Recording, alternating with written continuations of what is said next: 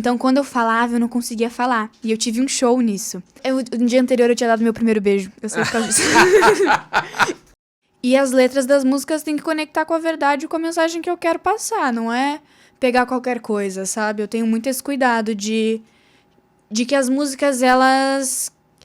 É que assim, vamos lá, um outro papo filosófico. Uma vez, quando eu tinha... Acho que uns 14 anos, eu tava numa escola. E aí eu tava na aula, acho que era de filosofia ou sociologia, uma coisa assim. E aí eu tava fazendo um trabalho, que era trabalho em grupo, e eu sempre fui muito chata, porque meus trabalhos sempre eram os melhores da sala. Porque eu fazia de um jeito, e aí eu não gostava de usar PowerPoint. O que eu fazia? Eu fazia vídeo no iMovie com tempo cronometrado. Então eu fazia todos os meus colegas ensaiarem pra falar no tempo que eu queria que eles falassem. Então eu era meio odiada, mas eu entendo, tá, gente? PowerPoint era tão mais fácil. Mas enfim. E aí eu lembro que eu tava fazendo um trabalho que eu, tipo, meio que tinha largado de mão, assim, que tava todo mundo levando nas coisas. Eu falei, faz de qualquer jeito. E aí eu falei isso pro meu professor, aí ele falou, se você não se orgulha do seu próprio trabalho, quem vai se orgulhar? E aí aquela frase me pegou. E aí até hoje eu faço música. A gente até teve discussões, assim, de trabalho com a minha família quando a gente tava... Família, trabalho, né, com o meu manager. Que a gente tava pra lançar uma música, e aí chegou a pré-produção da música, e eu não tinha gostado, acho que do violão que tinha, uma coisa assim. E aí meu pai tava tipo, não, mas é muito bom. Esse violão aqui, sei lá o quê, ele tem a referência disso e daquilo. E eu tava, cara, eu acho que não é esse o timbre certo. E aí a gente começou a falar e argumentar, e a gente tava na casa de um amigo, inclusive, ele falou, cara, que conversa legal de ouvir. Ele tava feliz de estar ali acompanhando e eu falando, eu não vou lançar um trabalho que eu não me orgulho. E aí é dessa frasezinha que é lá quando eu tinha 14 anos. Então, tudo se conecta. Tu vê só. Tu falou sobre o cuidado da voz, que é que nem treinar, é uma musculação, digamos. Tem um treino, tem... Mas o que tu faz além de aula de canto? Não acredito que tu não faz? Não faço. Já sabe cantar, não precisa mais de aula, né? Não, eu ainda acho que eu tenho muita coisa pra aprender, tem muitas técnicas também que podem ser aperfeiçoadas, mas é mais por... Acho que eu não fui atrás, assim, eu tava passando por outros... Tem outras prioridades na frente, vamos levar assim. Mas quais que seriam esses treinos, esses cuidados com a voz? Além de aquecimento, né? Então, vamos lá. Tem coisas assim que é da vida. Por exemplo, eu sempre evito gritar em qualquer lugar. Se eu vou em alguma festa, eu não falo. Ou se eu falo, é tipo, mando mensagem, vou pra outro lugar pra não ficar exigindo muito da voz. Obviamente que tem exceções, né? A gente não é robozinho programado. Mas enfim, não pego sereno. Eu sempre aqueço antes de cantar. É uma coisa que...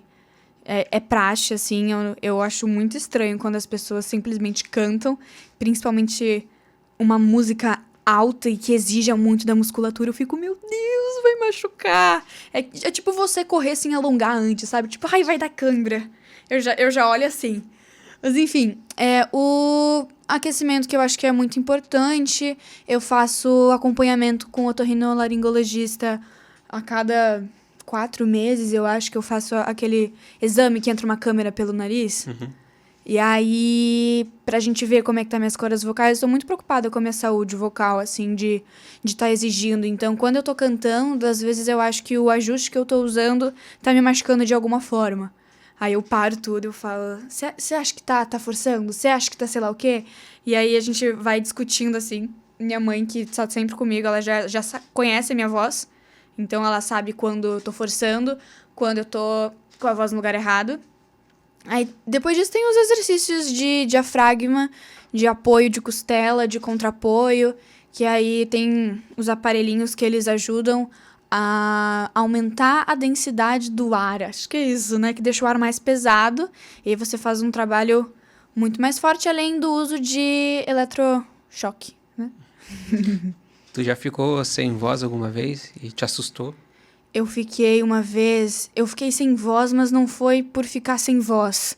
Foi porque eu tive uma infecção que ela começou nas amígdalas, daí ela foi pra laringe e tava chegando na faringe, né? Eu tava quase alcançando as cordas vocais ali, minhas cordas vocais estavam bonitinhas, mas todo o resto não. Então, quando eu falava, eu não conseguia falar. E eu tive um show nisso. Foi no dia 28 de julho de 2018. Te marcou, então. No dia anterior eu tinha dado meu primeiro beijo. Eu sei por causa disso. Mas enfim, aí eu tava lá. E eu tinha feito um show no dia anterior, no dia 27. Aí, só que era um show foi um pocket show, acho que de 5 músicas ou 6. E aí eu cantei bem, mas tava sentindo mais dificuldade, assim. Aí no outro dia eu já não consegui dormir de noite, o voo era muito cedo, então eu dormi, sei lá, 2 horas. E aí foi pancada, assim. Aí eu cheguei, fui pro hotel em Floripa, era o aniversário do Ben, da Thalita Meneguin. E aí eu fui pro hotel, fiquei embaixo do chuveiro por muito tempo, me senti extremamente culpada de estar gastando água.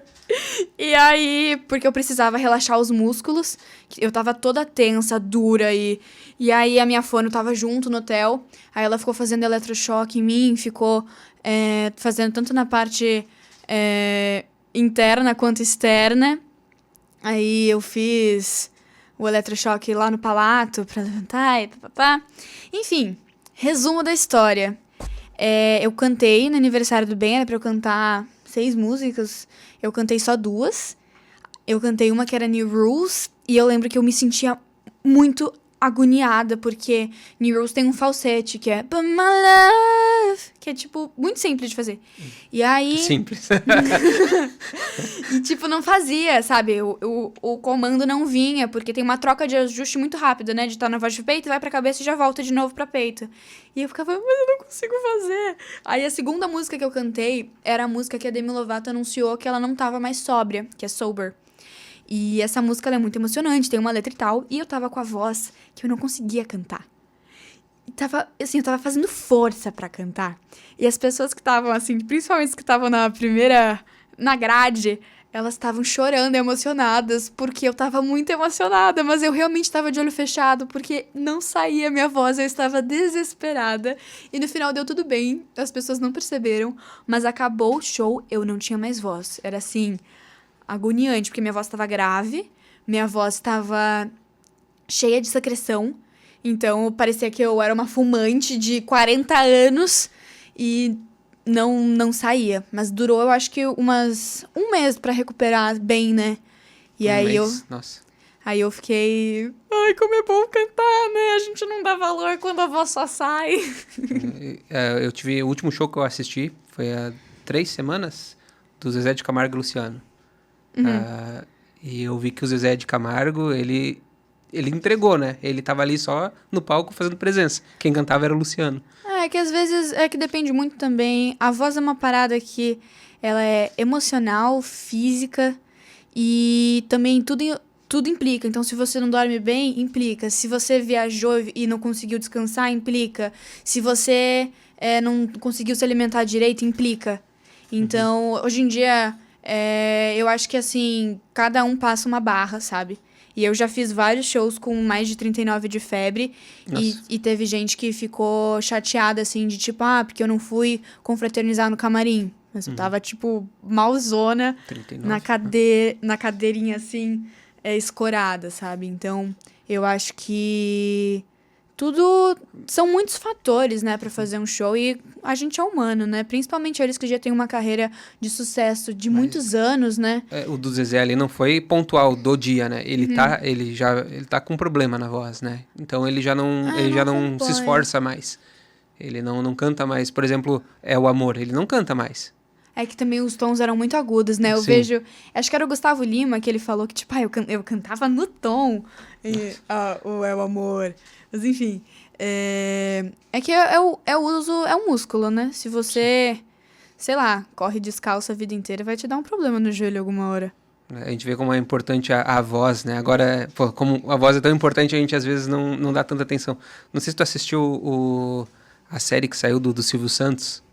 Não, Que ainda não. que a série é sobre ele perder a voz, né? Ele perde a voz, e a voz dele, ele não Sim. é uma coisa importante da vida dele. Se ele não tem a voz, ele não existe Silvio Santos. É o grande, E atrativo, né? eu nem sabia que isso tinha acontecido na vida dele, apesar do seriado ele ser um pouco caricato, ele não é fiel, muito fiel à vida real. Tem umas coisas diferentes ali. Mas, enfim, aconteceu com ele, né? Eu nem sabia que se ele fosse perder a voz, ele fez uma cirurgia nos Estados Unidos, inclusive, e ele teve que tratar a voz. Senão não ia existir mais Silvio Santos a partir dele. Isso foi... Eu não sei que ano que foi, mas foi antes de 89. Nossa, foi Vocês bem no são... início. Vocês não sabem dessa história? Nossa, eu fiquei até curiosa. Eu acho muito legal isso, porque às vezes a gente faz uso errado da voz e nem percebe. Quando eu comecei a cantar, sempre, apesar de eu ter tido esse apoio de aula de canto e tal, são músculos, né? E quando você não sabe usar certo, você vai na sua intuição. E então eu fazia muita força para cantar e as minhas cordas vocais, no trato vocal feminino, as cordas vocais, elas têm uma fenda, que é um Vzinho, ela não fecha por completo, por ser é a característica, né?